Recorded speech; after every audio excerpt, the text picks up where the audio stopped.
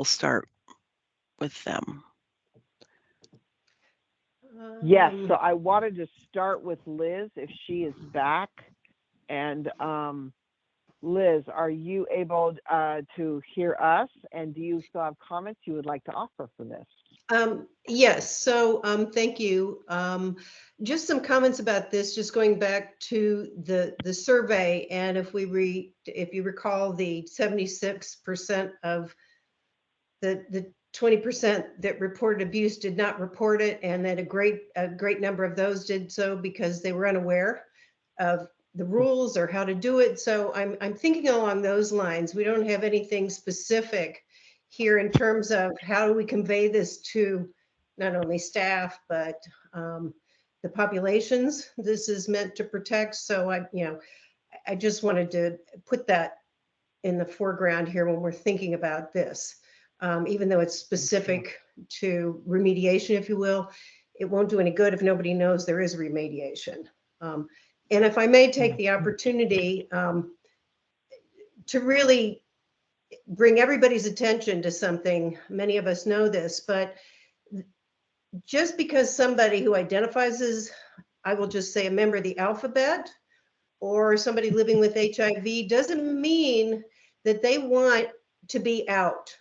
Okay, they may not want to reveal that, but they're going to want to feel safe. And you, as a, if they're staying in your facility, for example, you may know that you can't reveal it.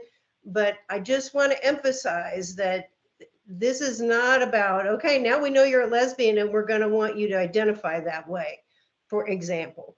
That just needs to be made very clear. A lot of older adults have a lot of fear. They want to feel safe, but they may not reveal that. So just putting that information out there. That's very helpful. Thank you. Thank you for making that comment. Deb. Hi, thank you, Deb McEwen here. This is a suggestion, not necessarily for the rule, but for some further conversation. I can't quite tell if we have anybody, Fred Steele or Ashley or anybody from the LTCO's office. I know that there's some training. The LTCO is mentioned specifically in the bill, but building on what Liz was talking about, we might have some conversation around a particular, hey Fred, a particular level of training there for the volunteer ombudsman to understand some of the safety concerns and fears that residents might have, and protecting those residents if they do have a complaint or a concern, because retaliation or the potential for retaliation is a real fear. So in addition to some of the training, Fred, there might be another level there that would be helpful. Thank you. Fred, do you want to make a comment as the state ombudsman right now, or do you want to hold and say something later, perhaps?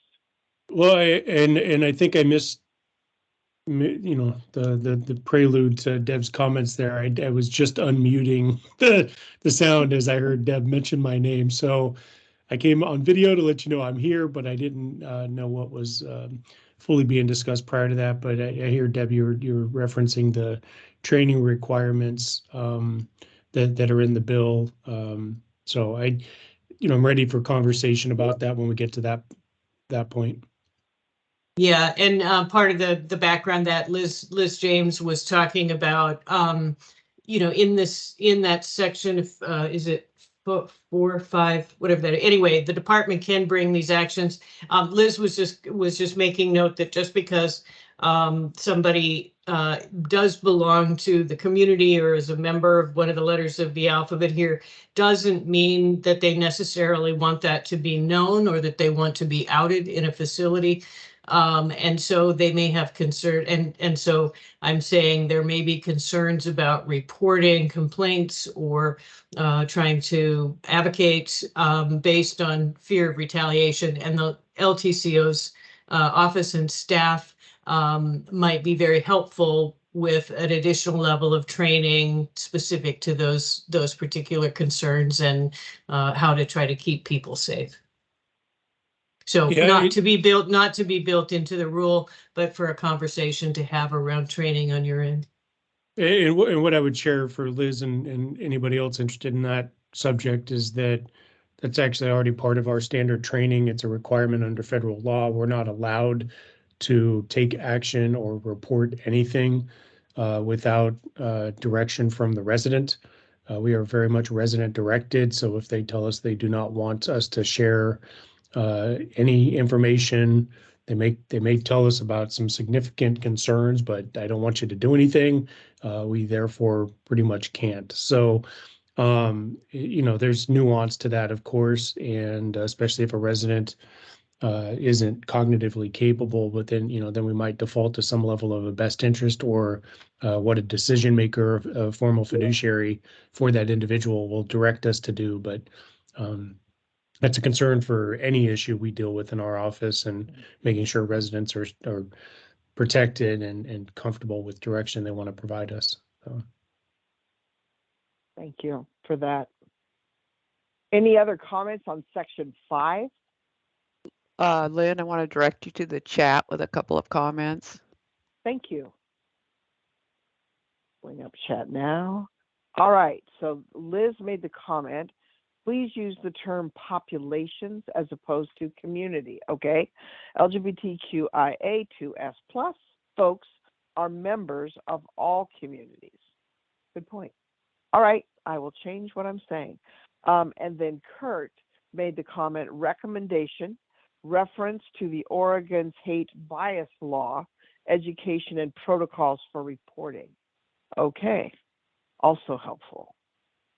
I don't know, we do not generally, unless we're directed to do this by the statute, we generally do not reference in our rule other statutes and rules that might also pertain to an issue.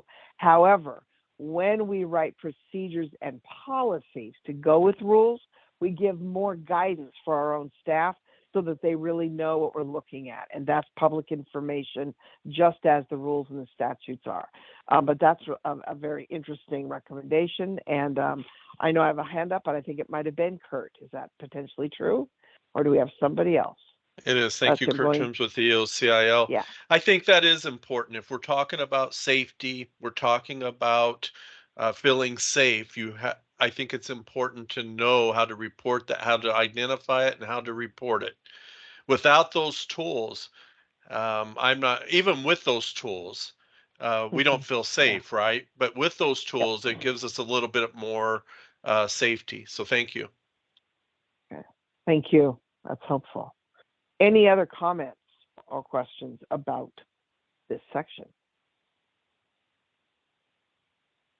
All right, let us move on to our overview of section 6, please. David, thank you. Again, just trying to bold some of the key points. This is the section dealing with training. And it's asking that administrators and staff, all of them employed by the facility, receive training. And then specifically gives elements saying that it's got to be training concerning A, caring for LGBTQIA2S+ residents and residents living with human immunodeficiency virus, and B, preventing discrimination based on a resident's sexual orientation, gender identity, gender expression, or again, human immunodeficiency virus status. I bolded both of those because I think that's a key piece. Obviously, it's kind of the meat of this entire part of the statute. And so my expectation is that as we, the department working with you, start to flesh out just what those trainings need to look like, that you may want to add to them, but that this language as the background core of that piece would need to be in that training. And in fact, section 2 goes on and says, at a minimum, the training required must include the defined terms that we were talking about at the beginning. And I think someone earlier put into the chat, those terms have to be as part of the training anyway, so they will definitely be addressed. B is best practices for communicating with or about the population residents and residents living with HIV, including the use of their individual's chosen name and pronouns. And then C is a description of the health and social challenges historically experienced by LGBTQIA2S+ residents and residents living with AIDS or HIV. So it's walking through all of those pieces and saying that at a minimum, the trainings need to include. And then finally is strategies in D to create a safe and affirming environment for the population residents. So all of those need to be in training. Again, it doesn't mean that's all that we have to put in. We as the department, if something's, oh yes, it's 11:20.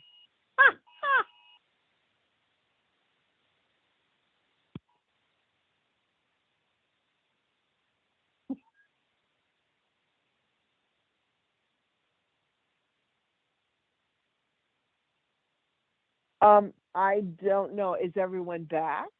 Are we done, or does it keep happening? Does anyone remember how they do this? We might be in for more surprises. Just keep in mind, we're all going to be ready for an emergency now. So, Deb. I think that's it. Okay, good.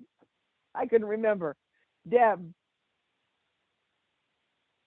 Yes, I hope we're done being alarmed. So can we go up a little bit to that section where it talks about the very beginning, where it talks about administrator. This is a real wonky policy thing, but I'm hoping that perhaps folks from SOQ who work with different facility type rules or foster home rules can talk a little bit about what administrator means. That may be an area where we need to do some additional definition work because that is not a term that is universal for staff in all of the types of facilities that are identified under this bill. Okay. Are you specifically meaning or saying that although we might have administrator definitions in safety, oversight, and quality, that the bill extends beyond our programs and administrator might be used differently there? Or are you specifically asking about SOQ?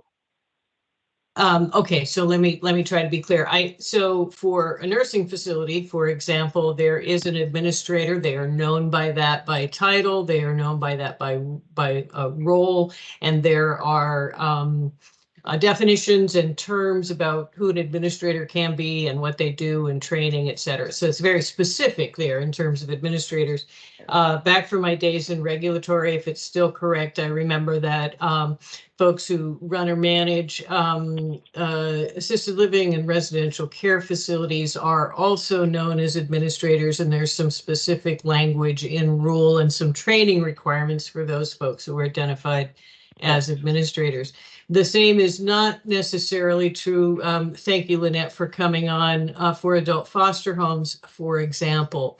And so I'm not sure if we need to do some clarification here or potentially an expansion of definition based upon the intent of the legislation to include those who run, manage, operate, I don't know what word is exactly correct, the other facility types that don't have an administrator specified by rule or job type. Thank you. Hang on. So I want Lynette, I want you to start, but hang on just a minute. Before Lynette starts, could I please ask Jeremiah to take the definition of nursing facility administrators and drop that into the chat?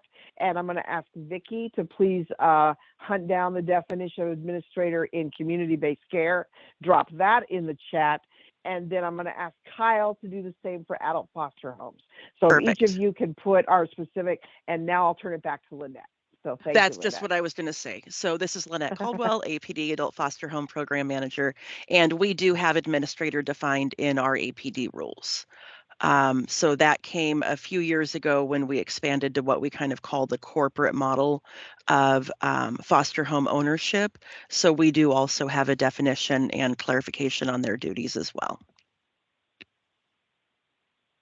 And go ahead. Lynette, does that, I'm sorry, just follow-up clarification. Does that include all foster homes regardless of ownership?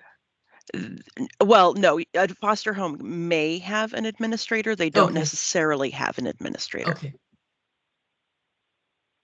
And I have said, you see, I'm betting that what I'm seeing right now, yes, is that Kim Hector has put in the administrator definition for community-based care facilities. So we've got one of them in there.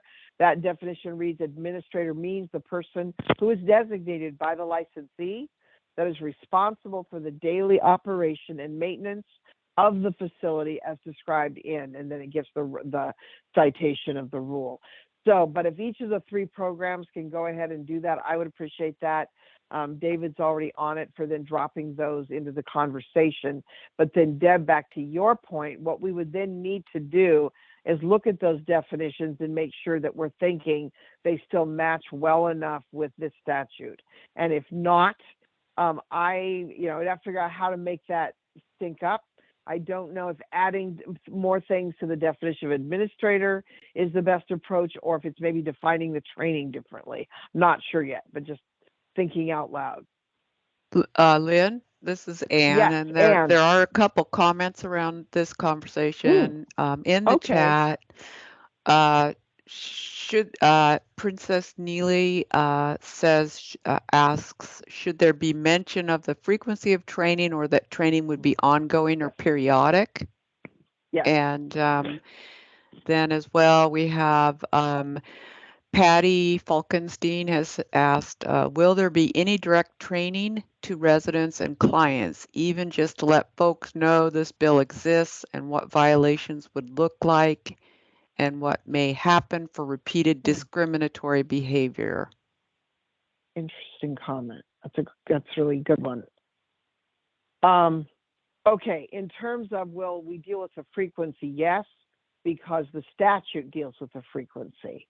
And the statute requires everyone to complete the training, I believe, by the end of next year, 2024. The statute then further states that every person who's been trained in the agencies has to do an update or a training again on a biennial basis, so every 2 years. I'll let you know that's a little bit odd for us because generally most trainings that have to be done again are annual, not biennial. Not a big deal. It's just that we're already accused by facilities, I am afraid justifiably, for having rather confusing and lengthy training rules. So this will now add to it, but that's okay. We're just going to have to find a way to be clear and state that it will be in every other rule process. As for Patty's comment, that's a great comment. And how training would happen internally, generally it doesn't, because generally what we're saying is we want the facilities trained well enough on all these issues that people who live there, it's their home. You know, that's their residence, it's where they live. So we don't really require training of residents, but I'm trying to think if there's a way to get that information to them without like a training requirement. And we'll have to think about that one, but it's an excellent question. And let's see, what else have we got? There's another comment, Lynn, from Liz James. And she noted, yes, does administrator or staff include front desk and sales staff? Important, the first folks people meet are trained. Good point. Yeah. You know, front staff, no. I would say no and no. But am I right? I'm asking all the OPAs here. Please speak up and let me know what you think about that one. Front desk would be someone, obviously just an employee, but they're not like an administrator. So they would need to have that same employee general staff training. But sales staff, I'm not sure how they're even considered in this, showing what I don't know. Anybody have any thoughts on that from our program? Otherwise, I know that David will include it and we will give that some serious thought, because those are really good comments. Lynn, if we require that all staff be trained, that would be all staff of the facility, regardless of their position, maintenance, kitchen staff, housekeeping, front desk. And I know the front desk would definitely be included, but sales staff, is that someone necessarily in the facility, Or I'm thinking for like an Avamere, wouldn't they be maybe totally separate? Or am I showing what I don't know about this? I do see Becky Mapes, one of our OPAs with the CDC team. Do you have an answer? Or no, not I have an opinion. I think all staff, and that would include the salespeople, but that's just my opinion. Okay. And regarding Patty's question about will residents be trained, I'm wondering, won't residents get noticed by virtue of the Bill of Rights that's presented to them prior to move-in or upon move-in? Will that give them information about the protections available? And maybe it won't be sufficient for that. Eugenia. Yeah, I will build upon what David just shared. They do get a copy of the Bill of Rights, and then it's also posted. And then every facility has a grievance procedure that residents are aware of in terms of how they can share concerns, issues, and grievances. And then I think on the poster, it also refers them back to the long-term care ombudsman as another avenue to share complaints and concerns. But Eugenia, would it not be true that facilities don't generally give like really lengthy trainings to residents on different new topics? They'll give them the information, like you stated, but at least I'm not aware of the trainings, or do they do that too? No, it's not like an official training. No, it's not a training. It's certainly something that is shared out so that upon admission, they get a copy of the Bill of Rights. They get a copy of like, here's how to, lodge a grievance or a concern with the facility, and then information about the long-term care ombudsman as an avenue to support those concerns is also shared with residents upon move-in. Thank you. I appreciate that. And thank you for everyone who's dropped the different definitions of administrator into the chat. Appreciate that as well. And then we even have Clayton Getzinger, who is with Oregon Health Authority, and they've been joining us too behind the scenes to get up to speed. And I'm glad that Clayton's here as well as others. And he's also put the definition in for those OHA programs. So that's even outside of our agency, but we believe the statute also applies to them. And so he's dropped his in as well. Program administrator means the individual designated by the provider as responsible for the daily operation. And I, of course, don't know what those two acronyms are, RTH or RTF, public facility or home, or the program administrator's designee. Okay, thank you for doing that, Clayton. Really appreciate that addition. And yes, on Rayanne saying all staff would include all staff in the community, even for the IDT. And then Carrie is saying receiving ongoing training is important too. This isn't a one and done. Exactly right, kind of training, and it should be enforced. Just so folks know, when our surveyors go out on location, and if they're in nursing facilities, they look at every resident's information.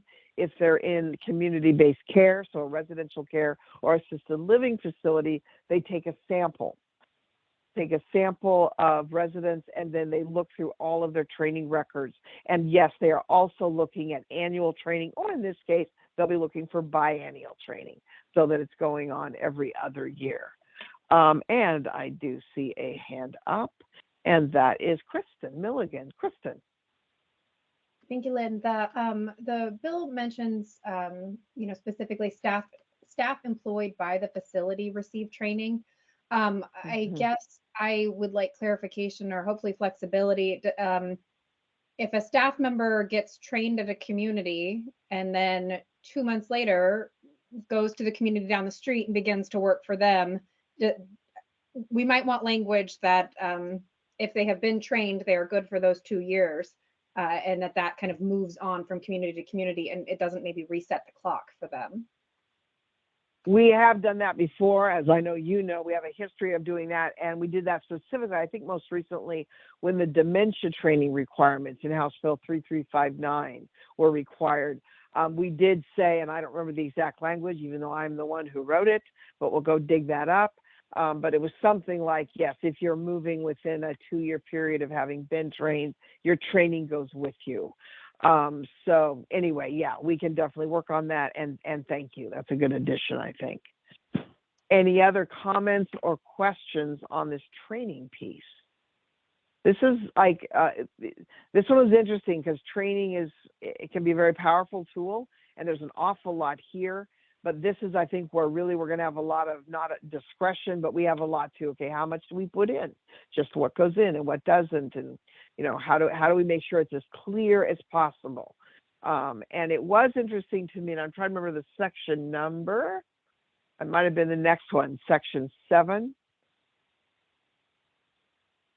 Yeah, the entity that contracts with a care facility to provide the training, they're going to need to get that training approved by us.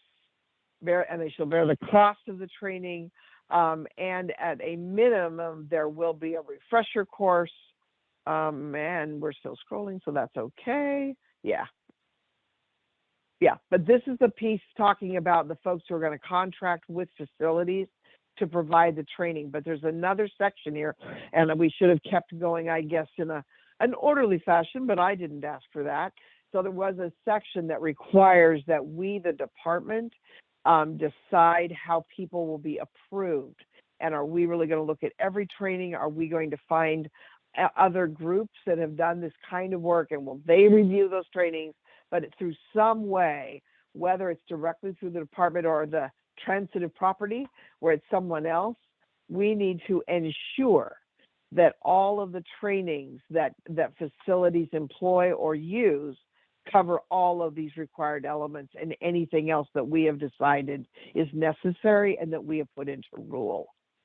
So just letting you know, and when I read that, I couldn't, maybe some of you who are involved in drafting the statute, if you have a hint on what you were thinking how that would work, I'd be interested. Don't have to share it now, but I was just sort of curious to find out if you were thinking we're going to go to Oregon Care Partners that does a lot of trainings, and that's what they do, is they develop them, and should we have them develop the first one and then they ensure that other providers or facilities are able to then use. I don't know how to do that right now, but that'll be one of the topics as we're moving forward. Are there any other questions about that or comments? There is a comment in the chat. It just arrived. Okay. Liz James put Thank that in you. at the. I will scroll that to that. And Liz's comment, SAGE, National Advocacy and Services Organization, that's been looking out for the LGBTQ plus elders since 1978. SAGE Care training is already available. Oh, how lovely is that? Okay, thank you. That could be very useful.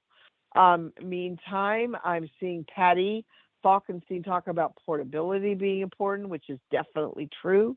Rayanne had mentioned earlier interdisciplinary teams, meaning all staff outside of care staff, et cetera. I think what she's doing, I see what she's saying there. She was explaining IDT above, saying yes, again, all staff will need to complete this training. There we go. We've got Carrie's comment that we already discussed. So I think I've got everybody. So if I haven't, please raise your hand. But until I see another hand, I'm going to go with Naomi. Hello. Hi there. Yeah, about the training, we're compiling a list. Our internal work group has been compiling a list of training, and that does include the SAGE training that Liz recommended. We're also looking at other states that have similar bills to SB 99 and what they're doing with training. Some of them have some good material. So,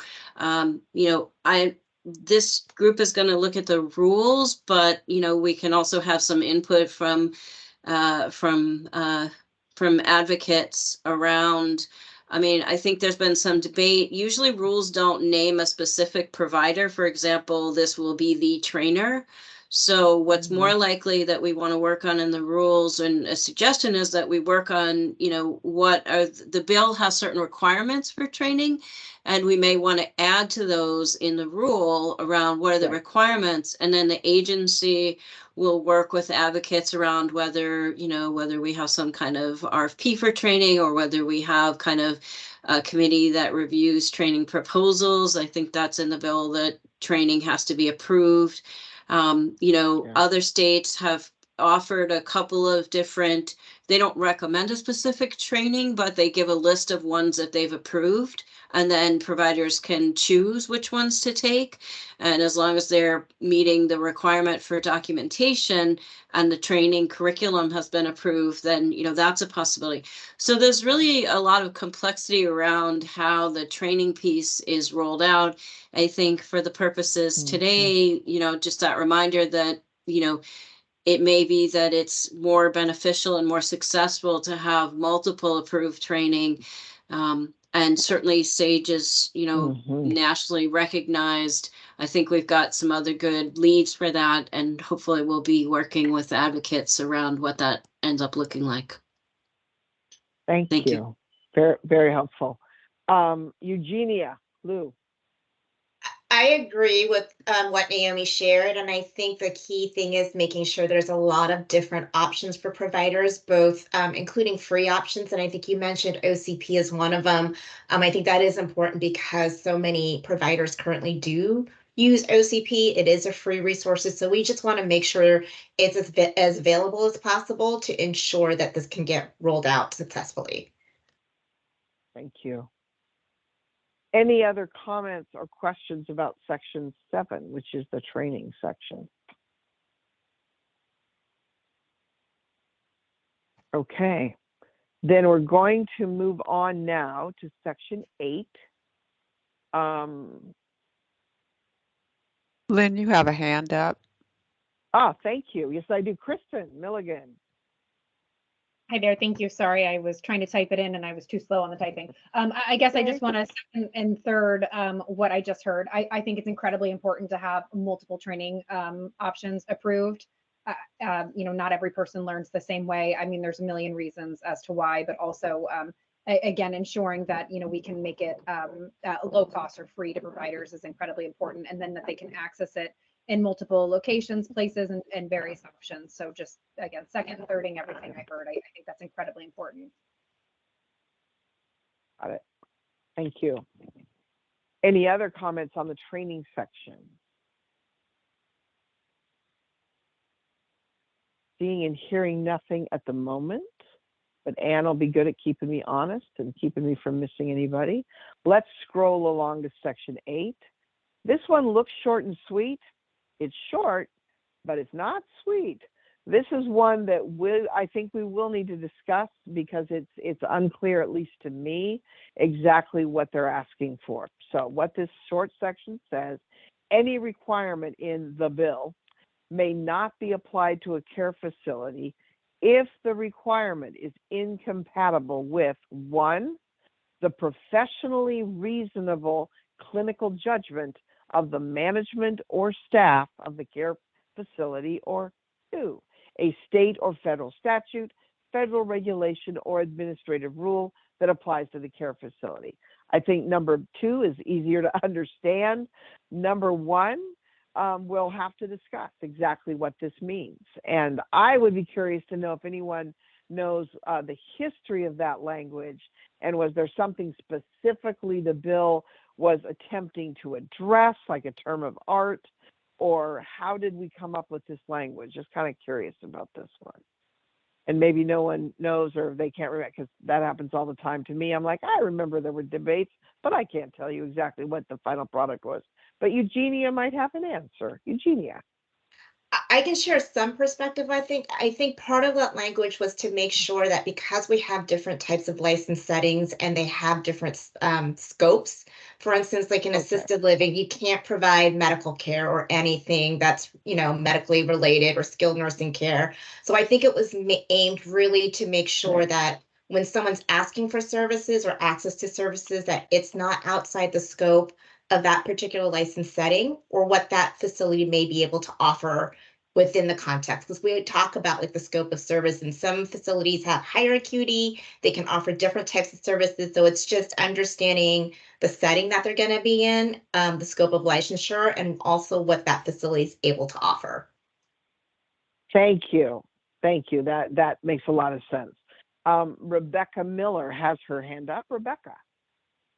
I was just going to validate that is what I recall from the conversation as well.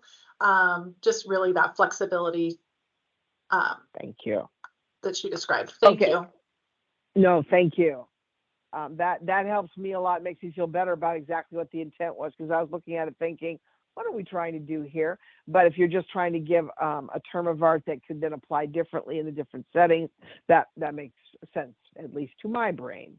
Any other questions or comments on dear little section 8? There is a comment in the chat. Does this language allow religious facilities to refuse access? Wow. I would say no, but I don't know why I'm saying no yet.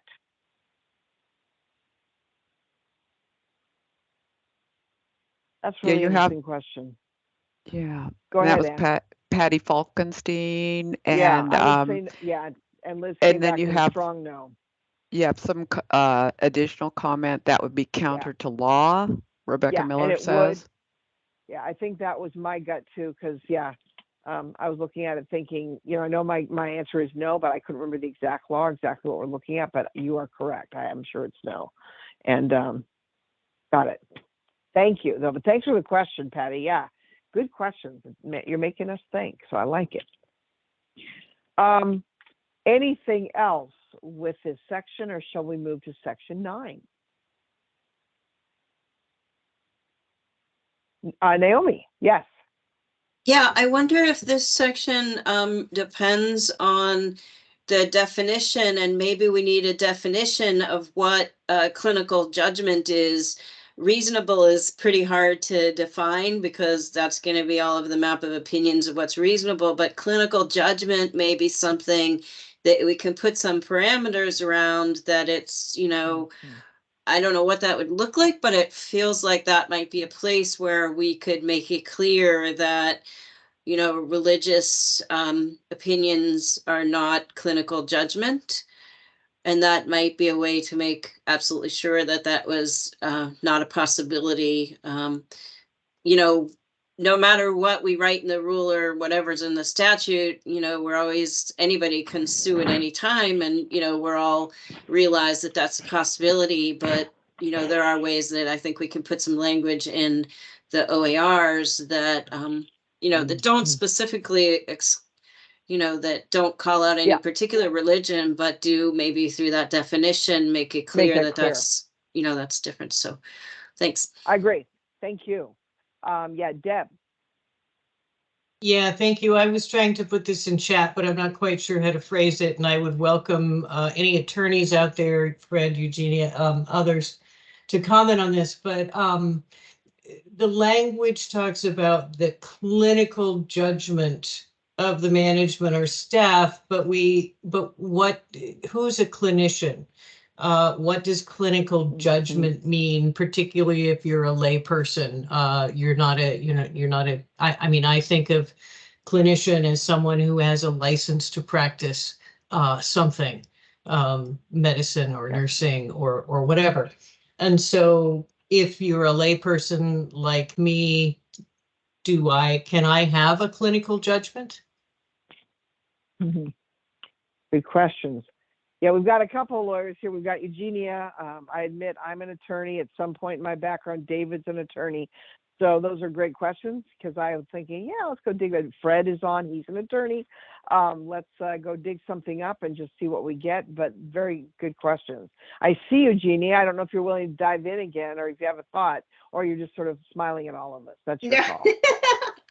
I forgot to put my raised hand, so I can share. That's okay. Think typically, I think when we were thinking about clinical judgment, it's that team that really works with the resident on the person-centered care planning process. So it's typically the clinical staff, right? It's usually the nurse who works with the resident to develop that person-centered service plan for that resident. So I think that's what we had envisioned, or that was part of it, right? And it goes back to understanding the scope of services that are available at the facility that they're licensed to provide, the service plan that is being developed for that resident in that particular setting. I will say thank you for that. Looking at our limited time, and we're kind of done really with the key things pertaining to our department, but I still want to kind of move along. But Deb, I want to give you a chance to speak. And so go ahead, as well as Jonathan. So I'll do that, but Yeah. just keep it quick if you're able. Thank you. Yes, I'll be really quick, but thank you, Eugenia. In response to that, however, I'm wondering about those facility types that are identified here that don't have really that clinical staff or those care teams, thinking more specifically around foster homes. So just to put that in the thinking for the drafting, what that might look like in a facility that doesn't have that sort of the same kind of a setup as a nursing facility. Very good point. Yes. Jonathan. Thank you. Yeah, I think this is a really important provision and is maybe the most in need of explication by rules. Yep. Thank you, Eugenia, for explaining the context for that language. And this might be implicit in the conversation, but I'll make it explicit that I would like the rules to spell out what was just said about different types of facilities and different scopes, and that is the intent here, because that seems like a pretty far leap for me from the language that's in statute. And then I also wanted to just raise the question. I work personally a lot less in aging services than in healthcare policy generally, I suppose. We often point to standards of care in rulemaking and health policy, and I'm wondering if that's a way to ground the term clinical judgment in something a bit more objective and leave a little bit less room for potentially problematic or discriminatory implementation from bad actors out there. It's really a good suggestion. I know we can do that with nursing facilities and community care. My brain was thinking, I've got to talk to our adult foster home people after the meeting and find out what we can do with adult foster homes. And that would be Lynette and Eleni and Kyle. But thank you for that comment. That's very helpful. We are going to keep moving now just because we're getting short on time. However, the next section, section 9, is directed at the long-term care ombudsman. Hooray! Not at our department, for just a change. Basically, they also have to develop trainings that meet the same standards, same requirements that ours do. And within 12 years of appointment, and then every 2 years thereafter. So it also meets the same timing requirements. And it would be subsequent to initial training of the long-term care ombudsman, the deputy, and the designees. They must, at a minimum, then have refresher courses on the topic once they've moved beyond that. So I don't know if Fred would like to say anything about this, or if we just, for right now, we know his rule process, because he's essentially a different state agency, right, or different entity than we are. He'll have to do his own rules for this. But obviously we would work very closely with him and with his folks, as we do, to make sure the rules are consistent. So Fred, I don't know if you'd like to add anything. No, other than I know for implementation of this section, I continue to hope that Oregon Care Partners is going to be a platform for the training, but nothing to add for this RAC purpose. Okay, fair enough.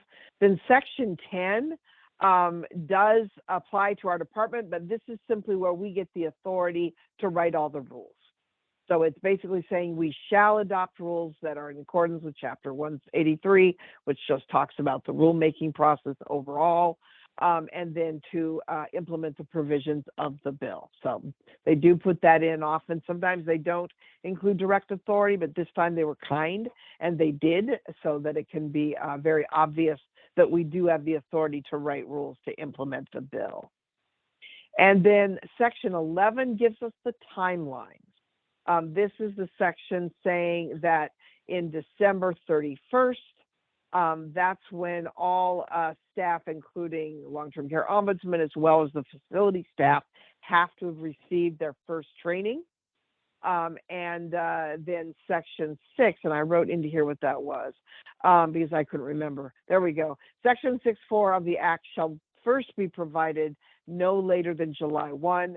That's the requirement that each facility appoint 2 leads, one an administrator the other line staff or a different staff person who's not admin, who will be in charge of ensuring that all the trainings are handled on time and that they are in accordance with the requirements that we put into the rule. So that was part of an earlier section, but those folks have to be established by July 1. So that deadline of July 1 is kind of the first deadline I think that applies to the facilities, at least as a required drop dead. You've got to have that done by then.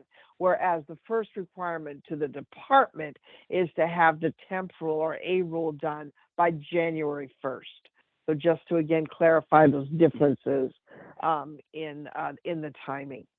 And then the final section of the bill is not, I mean, it's something that others in my agency will work on, but it's probably not something that safety oversight and quality will be directly responsible for, even though we may want to attend or certainly keep up to date on what happens. What this one is, it takes what was existing law already, all right, which was ORS 410-320. That was existing law that established the Governor's Commission on Senior Services. And they amended it a bit to include a new section 2. And that says that there will be a community, or there will be an LGBTQIA 2S+ subcommittee created under the authority of the Governor's Commission on Senior Services. And then it goes on to lay out who will be in that.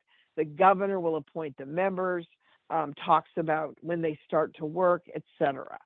So I'm just letting you know. Yes, Ann. Couple of questions are coming up. First of all, those 2 positions do not apply to adult foster home, correct? And then we have which 2 positions, and then I see now that Lynette Caldwell caught up with that would be very difficult in a foster home. So, True.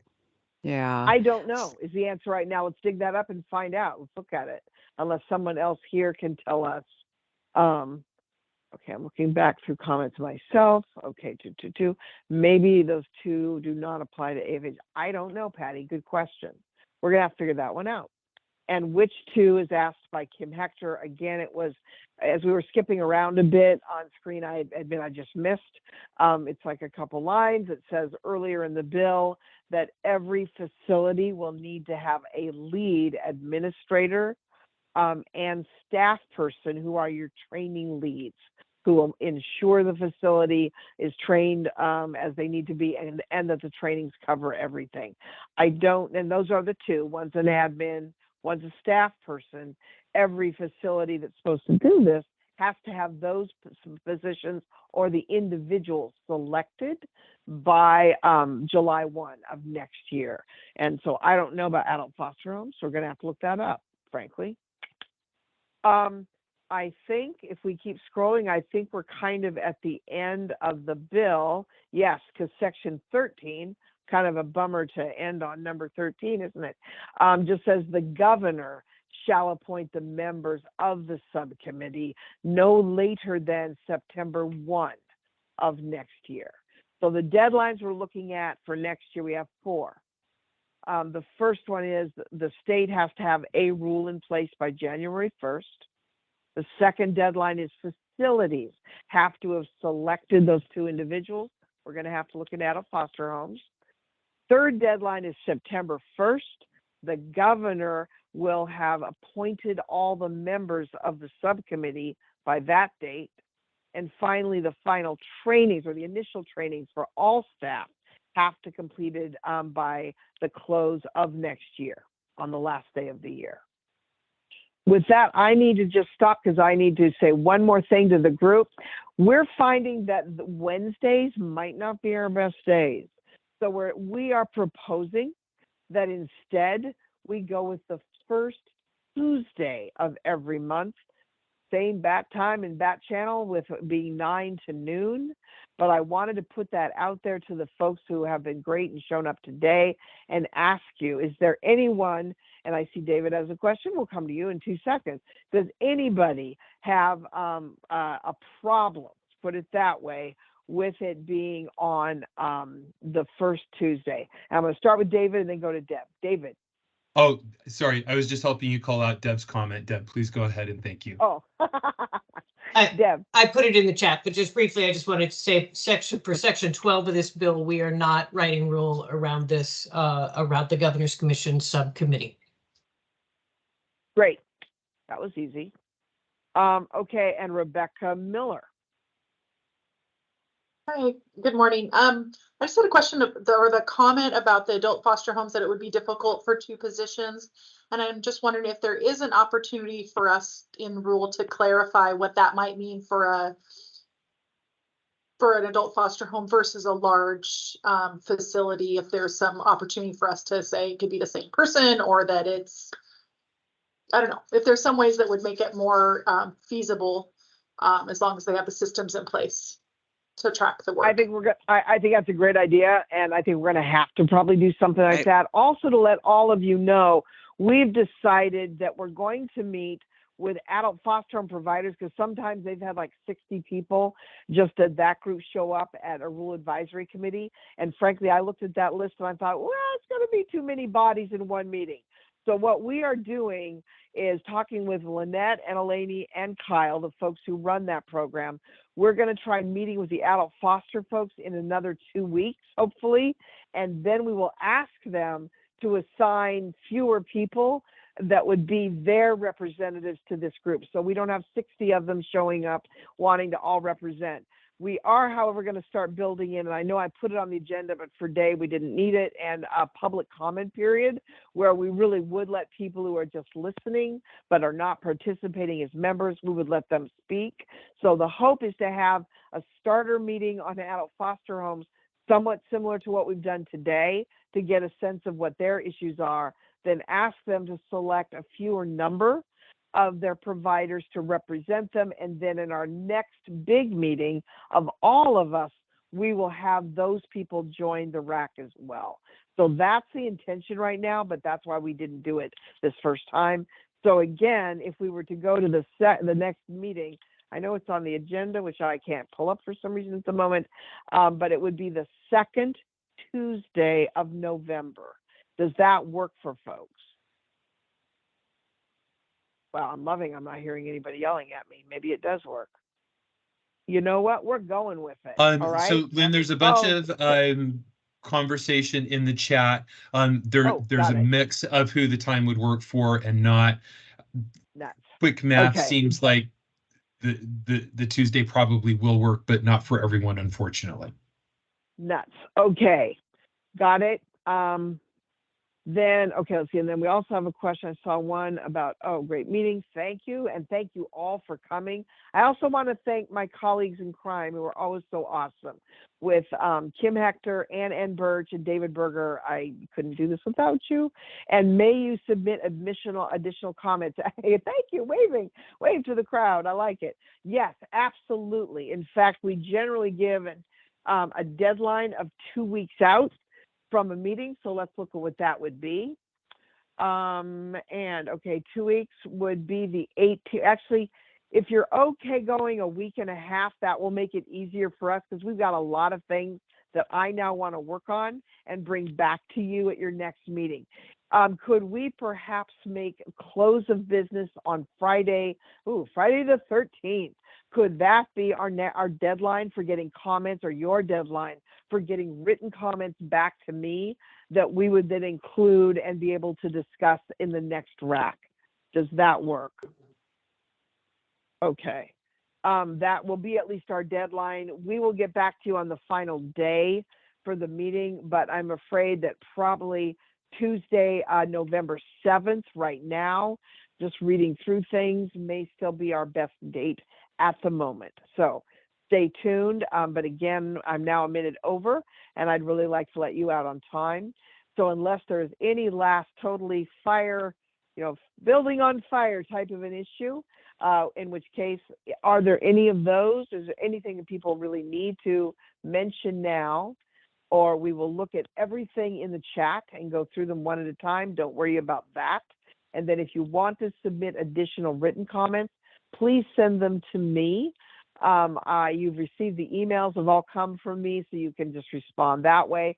Also, my email address is at the bottom of the agenda. So I'm the one to whom you would send comments, and then I share them and we go from there. So I want to thank all of you for your participation. I'm looking forward. Ah, there you go, David. Thank you. Yes, date for next meeting, the 7th, and there is my email address right below. And thank you all for your time. You've been a great group. I'm looking forward to this. I think it'll be good. So thank you and goodbye. Happy noon hour. Bye, guys. Thank you.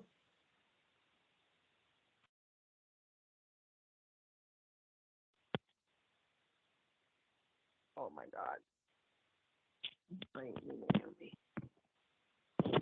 Okay, whoops. I gotta, oh no. Am I on?